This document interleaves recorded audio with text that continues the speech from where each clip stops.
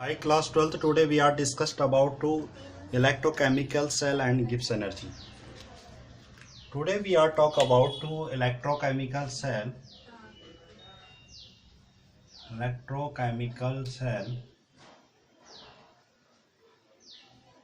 and Gibbs energy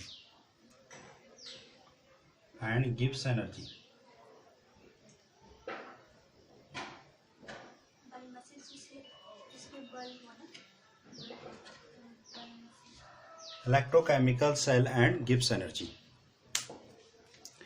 तो इनके बीच का जो रिलेशन है electrochemical cells and Gibbs energy का, तो delta R G equals to minus N number of electrons Faraday और ई सेल। हमारे पास जो होगा ई सेल, जो हमारे पास जो electrochemical cell and Gibbs energy का रिलेशन है, तो यहाँ पे ये रहा हमारे पास ये जो डेल्टा आर जी है, ये हमारे पास क्या है, चेंज इन गिब्स एनर्जी। इसको हम क्या रिप्रेजेंट करते हैं, where delta R G change in Gibbs energy.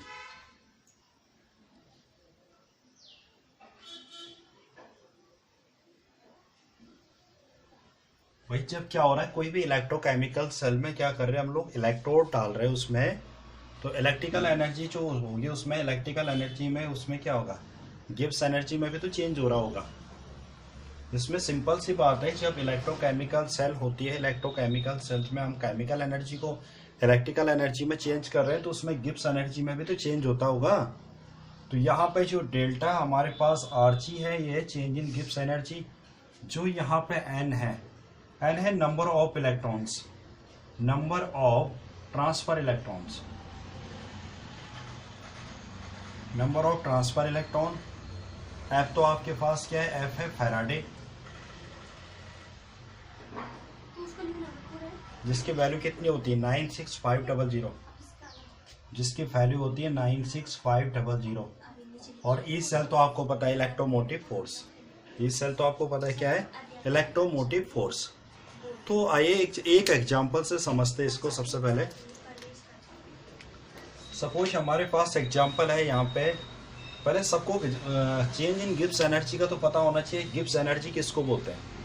सबसे पहले क्या होता है कि गिब्स एनर्जी हम लोग किसको बोलेंगे, तो गिब्स एनर्जी का मतलब ये होता है कि सपोज कोई सिस्टम है, यहाँ पे हमारे पास कोई एक सिस्टम है, इस सिस्टम की जो टोटल एनर्जी होगी, सिस्टम के अंदर जो टोटल एनर्जी होगी, उसको हम रिप्रेजेंट करते हैं डेल्टा एच से। सिस्टम की जितनी भी एनर्जी है उसको हम करेंगे डेल्टा एच से। और सिस्टम को जो चलाने के लिए, इस सिस्टम को चलाने के लिए जो एसेंशियल या इसकी नीड है जो एनर्जी, उसको बोलते हैं हम लोग डेल्टा टी एस, यानी एंट्रोपी। और तो ये जो होती है गिब्स एनर्जी जो होती है delta H minus delta T delta S, sorry T delta S. तो ये हमारे पास क्या है, गिब्स एनर्जी। एक एग्जांपल से आपको समझाता हूँ मैं। सपोज आपके पास क्या है, यहाँ पे कोई सिस्टम है, इस सिस्टम की टोटल एनर्जी इस सिस्टम के अंदर होती है 10 जूल। 10 जूल इस सिस्टम की टोटल एनर्जी है। मतलब इस सिस्टम के अंदर, मतलब हम लोगों ने इसको गर्म किया, जैसे भी इसके पार्टिकल्स से इसको हमने ऐसे स्पून से चलाया है, गर्म करा, ये हीट अप हो गए। तो इस सिस्टम के अंदर कितनी एनर्जी है, टोटल है 10 जूल। क्लियर? अब इस सिस्टम को जो चलाने के लिए एनर्जी चाहिए, इस सिस्टम को चलाने के लिए जितनी एसेंशियल एनर्जी चाहिए वो है 8 जूल। मतलब 8 जूल में ही ये जो हमारे पास 8 जूल में ये सिस्टम चलेगा। और सिस्टम के अंदर जो एनर्जी जनरेट हो रही 10 जूल। सिस्टम के अंदर जो एनर्जी जनरेट हो रही हमारे पास यहाँ पे 10 जूल। और सिस्टम को जो चलाने के लिए एनर्जी चाहिए वो चाहिए 8 जूल। अब भाई सिस्टम को टोटल एनर्जी कितनी हो गई, 10 जूल हो गई यहाँ पे। और सिस्टम को चलाने के लिए एनर्जी कितनी चाहिए, 8। तो ये 8 जो है, ये सिस्टम को चलाने के लिए एनर्जी है, ये टोटल एनर्जी है। जितनी एनर्जी फ्री होगी 10 - 8 2, तो ये 2 क्या हो गया यहाँ पे, गिब्स एनर्जी। ये गिब्स फ्री एनर्जी, इतनी एनर्जी को ये चेंज कर रहा है या इतनी एनर्जी को ये रिलीज कर पा रहा है। तो यहाँ पे इक्वस्ट हमारे पास ये जो डेल्टा आर जी है हमने ये ले रखा है, इक्वल्स टू होता है -n एफ फैराडे और ई सेल। अब आइए एक एग्जांपल से मैं इसको आपको समझाता हूँ। हमारे पास सपोजेड कोई सेल है, जैसे ये रहा जिंक। जिंक हमारे पास है, जिंक सॉलिड फॉर्म से, जिंक है सॉलिड फॉर्म में। यहाँ पे जिंक सॉलिड फॉर्म से यहाँ पे जाता है जिंक किसमें, एक्वस फॉर्म में, 2 पॉजिटिव एक्वस फॉर्म में। दूसरा हमारे पास सेम दैट यहाँ पे क्या है, दूसरा एलिमेंट हो गया कॉपर, Cu 2 पॉजिटिव है एक्वस फॉर्म में, और यहाँ पे ये बनाता है Cu सॉलिड फॉर्म में। अब यहाँ पे हमारे पास सिस्टम के part total transfer of electron कितने हो रहे हैं यहाँ पे देखो। अगर कॉपर को देखेंगे, कॉपर के केस में या जिंक के केस में देखो, जिंक में नंबर ऑफ इलेक्ट्रॉन ट्रांसफर हो रहे 2 और कॉपर में नंबर ऑफ इलेक्ट्रॉन ट्रांसफर हो रहे 2, क्योंकि यहाँ पे जिंक का ऑक्सीडेशन नंबर 0 है, यहाँ पे कितना हो जाता है, 2 हो जाता है। सेम दैट कॉपर का यहाँ पे ऑक्सीडेशन नंबर +2 है, यहाँ पे 0 हो जाता है। अगर हम इस इक्वेशन को बैलेंस करने के लिए हम पूरी इक्वेशन को 2 से इंटू कर दें। अब total number of electron transfer कितने हो जाएंगे, 2 × 2, यहाँ पे भी 2 हो जाएगा, यानी कि total number of electron transfer हो रहे हैं 4 इलेक्ट्रॉन यहाँ पे नंबर ऑफ ट्रांसफर इलेक्ट्रॉन से। तो कैसा लिखेंगे इसको, तो चेंज इन गिब्स एनर्जी में जो आएगा formula, delta R G equals to -n की जगह में क्या आएगा 4,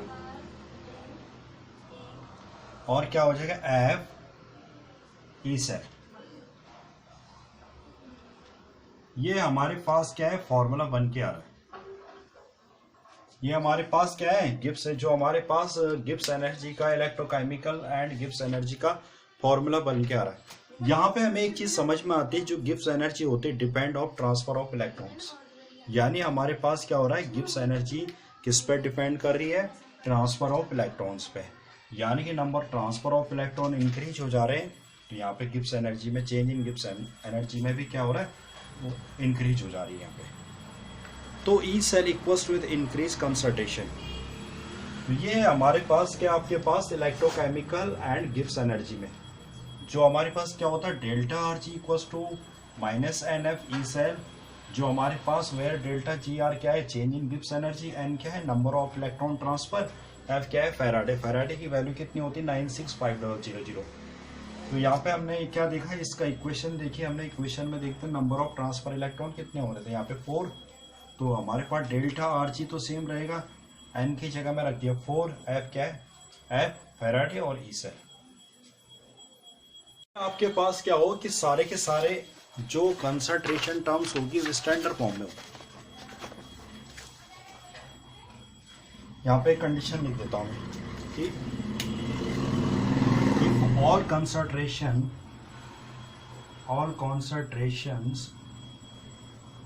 are standard। अगर सारी जो कॉन्सेंट्रेशन टर्म्स हो वो स्टैंडर्ड हो जाए, 1 मोल 298 टेम्परेचर, अगर गैसेस होगा तो 1 atm, जो बार होगा 1 बार उसको लेंगे।